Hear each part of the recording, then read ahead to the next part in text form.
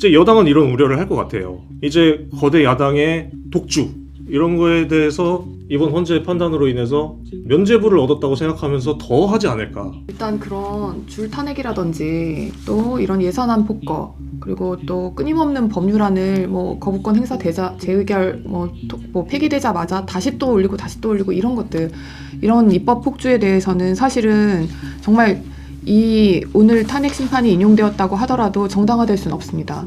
사실 우리 보수당이 계속 과반 이상의 그 의석을 차지한 경우가 헌정사상 많지 않았겠습니까?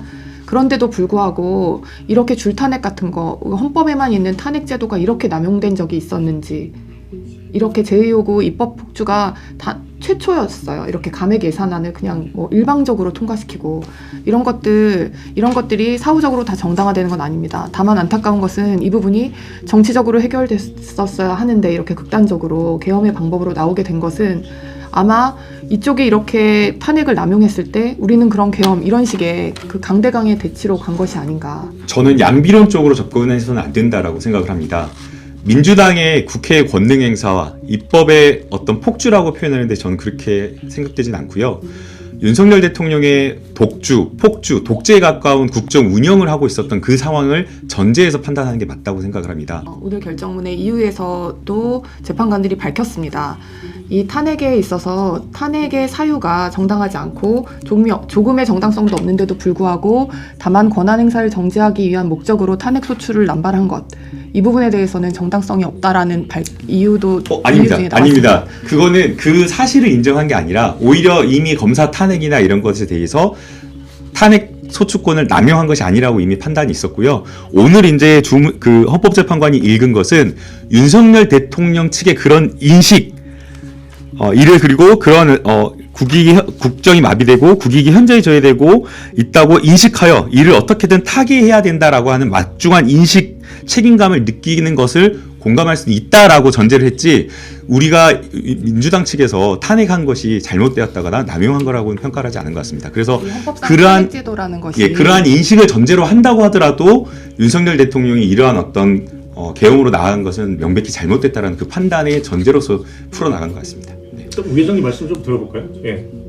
헌법상 탄핵 제도라는 것은 기본적으로 그 공직자가 그 직무에서 파면에 이를 정도로 잘못했을 때, 헌법의 중요한 잘못을 저질렀을 때 하는 것 아니겠습니까? 지금 이 대통령의 계엄으로 인한 이 탄핵 말고 이 외에 모든 그 위협의 수단으로 했었던 모든 탄핵 제도에 있어서 다 기각이 나고 있습니다. 제가 확언하건대 앞으로의 그 뭐 검사 여태까지 계속 그 국무위원들 계속 탄핵했던 거 사실 사유 하나도 없이도 그냥 탄핵 소추 의결만 되면 직무 권한이 정지되지 않습니까? 그것도 몇 달씩.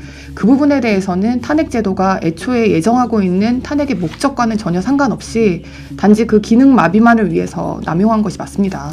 그 부분에 대해서도 지금 판결이 오늘 그렇게 판시 내용이 있었어요. 아니요, 그렇게 읽을 수는 없을 것 같고요. 그거는 주관적인 영역이지 않습니까? 헌법재판소도 뭐 완전히 그 야당 편만을 들지는 않았어요. 이렇게 탄핵소추위원 쪽도 한번 보면서 이렇게 얘기를 하더라고요. 뭐 정확한 이제 표현은 생각을 안 나는데, 그러니까 무조건 이제 다수결의 힘, 뭐 어떤 다수의 힘만으로 이렇게 해서는 안 되고 소수 의견도 좀 들어보면서 이렇게 운영을 해야 되지 않겠냐, 이런 취지로 탄핵소추위원 쪽을 보면서 이렇게 얘기를 하더라고요. 그래서 좀 이제 여당은 이런 우려를 할 것 같아요.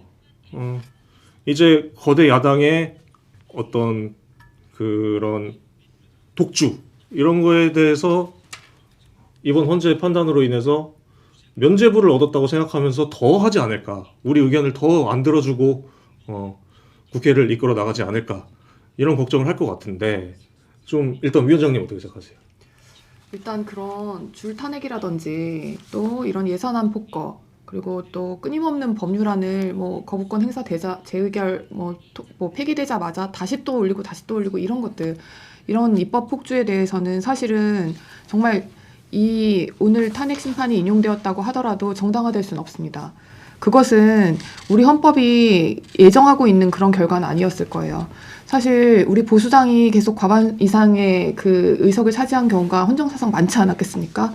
그런데도 불구하고 이렇게 줄탄핵 같은 거 헌법에만 있는 탄핵 제도가 이렇게 남용된 적이 있었는지, 이렇게 제2요구 입법 폭주가 다 최초였어요. 이렇게 감액 예산안을 그냥 뭐 일방적으로 통과시키고 이런 것들이 사후적으로 다 정당화되는 건 아닙니다. 다만 안타까운 것은 이 부분이 정치적으로 해결됐었어야 하는데 이렇게 극단적으로 계엄의 방법으로 나오게 된 것은 아마 이쪽이 이렇게 탄핵을 남용했을 때 우리는 그런 계엄 이런 식의 그 강대강의 대치로 간 것이 아닌가. 이제 어떻게 보면 87년도 헌법체제가 스스로의 자제로 인하여 정치적으로만 해결될 수 있기에는 서로가 양쪽 다 자제를 잃은 것이 아닌가. 지금 어느 때보다 그래서 개헌의 필요성이 좀 대두되고 있는 것 같습니다. 저는 양비론적으로 접근해서는 안 된다라고 생각을 합니다. 민주당의 국회의 권능 행사와 입법의 어떤 폭주라고 표현하는데 저는 그렇게 생각되진 않고요. 윤석열 대통령의 독주, 폭주, 독재에 가까운 국정 운영을 하고 있었던 그 상황을 전제해서 판단하는 게 맞다고 생각을 합니다. 윤석열 대통령이 정말 자격 미달에 정말 국무위원들, 이상한 국무위원들을 임명하고, 그리고 그 잘못된 국무위원들이 우리 역사와 헌법과 법치를 다 무시하는 그런 국정 운영을 하고 있는 상황에서 국회가, 입법부가 이런 어떤 잘못된 행정부를 견제하지 않는다라고 하면 오히려 그것이 잘못됐다, 문제라고 생각을 하고요. 그래서 저는 이게 탄핵 심판이 줄탄핵이라고 하는 것이 아니라 과도하다라고는 평가할 수 있겠지만 정당한 국회의 권한 행사, 그리고 입법부로서의 행정부 견제를 이걸 남용이라든가 폭주라거나 이렇게 평가하는 건 좀 옳지 않은 것 같습니다.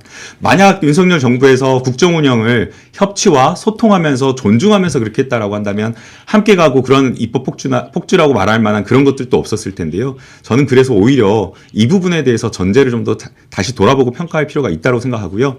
그럼에도 불구하고 아까 김일환 우리 당협위원장님께서 말씀을 하신 것처럼 존중을 해서 제도적으로 정해진 정치적으로 풀어야 되는 어떤 그런 문제를 오히려 본인의 어떤 독재와 계엄 선포의 빌미로 구실로 삼은 것이 아닌가라는 생각이 들기 때문에 저는 오히려 윤석열 피청군 측에서 주장한 그 내용 자체가 핑계거리가 아닌가라는 생각이 듭니다. 오늘 근데 이제 헌법 이 이유에서 오늘 결정문의 이유에서도 재판관들이 밝혔습니다.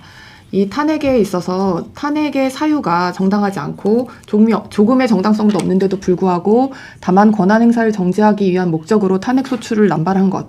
이 부분에 대해서는 정당성이 없다라는 이유도 아닙니다. 이유 중에 아닙니다. 그거는 그 사실을 인정한 게 아니라 오히려 이미 검사 탄핵이나 이런 것에 대해서 탄핵 소추권을 남용한 것이 아니라고 이미 판단이 있었고요. 오늘 이제 그 헌법재판관이 읽은 것은 윤석열 대통령 측의 그런 인식, 이를 그리고 그런 국정이 마비되고 국익이 현저히 저해되고 있다고 인식하여 이를 어떻게든 타개해야 된다라고 하는 막중한 인식, 책임감을 느끼는 것을 공감할 수 있다라고 전제를 했지, 우리가 민주당 측에서 탄핵한 것이 잘못되었다거나 남용한 거라고는 평가를 하지 않은 것 같습니다. 그래서 그러한 제도라는 것이 그러한 인식을 전제로 한다고 하더라도 윤석열 대통령이 이러한 어떤 계엄으로 나아간 것은 명백히 잘못됐다라는 그 판단의 전제로서 풀어나간 것 같습니다. 네. 우 위원장님 말씀 좀 들어볼까요? 예. 헌법상 탄핵 제도라는 것은 기본적으로 그 공직자가 그 직무에서 파면에 이를 정도로 잘못했을 때, 헌법의 중요한 잘못을 저질렀을 때 하는 것 아니겠습니까? 지금 이 대통령의 계엄으로 인한 이 탄핵 말고 이 외에 모든 그 위협의 수단으로 했었던 모든 탄핵 제도에 있어서 다 기각이 나고 있습니다. 제가 확언하건대 앞으로의 그 뭐 검사 뭐 여태까지 계속 그 국무위원들 계속 탄핵했던 거 사실 사유 하나도 없이도 그냥 탄핵 소추 의결만 되면 직무 권한이 정지되지 않습니까? 그것도 몇 달씩. 그 부분에 대해서는 탄핵 제도가 애초에 예정하고 있는 탄핵의 목적과는 전혀 상관없이 단지 그 기능 마비만을 위해서 남용한 것이 맞습니다. 그 부분에 대해서도 지금 판결이 오늘 그렇게 판시 내용이 아니요, 있었어요. 그렇게 읽을 수는 없을 것 같고요. 그거는 주관적인 영역이지 않습니까? 결국에는 민주당이 결정문 나오면 다시 한번 읽어보시죠. 다시 한번 보시면 좋을 것 같고요.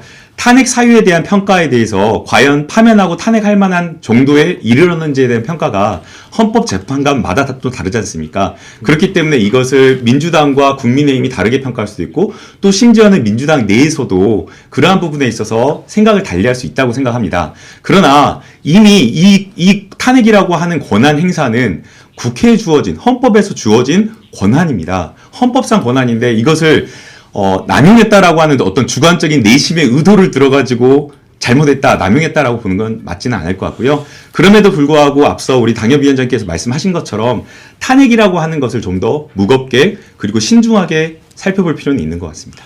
그러니까 일단 헌법재판소가 그 탄핵이라는 권한을 과도하게 행사했다고 봤는지 그거에 대해서는 좀 그 이론의 여지가 좀 있다. 이론의 여지가 있다. 이 정도로 정리하고 좀 넘어가야 될 것 같아요. 예, 제가 봤을 때는 이 쟁점에는 머물 수는 민주당이 없어요. 지금 오늘 선고가 윤석열에 대한 탄핵 선고가 있었는데 민주당이 탄핵을 남발한 게 남용이 아니냐가 이걸 주된 쟁점으로 토론하는 거 맞지가 않을 것 같아요. 네. 그러니까 이거는 예, 그냥 뭐 이론도 있을 수 있다 정도로 좀 넘어가는 게 맞을 것 같습니다. 예. 네. 주요 쟁점이 아니고요. 네. 맞지가 않을 것 같아요. 그 다음 쟁점은 국회 활동 방해 여부 이거를 좀 보려고 하는데요.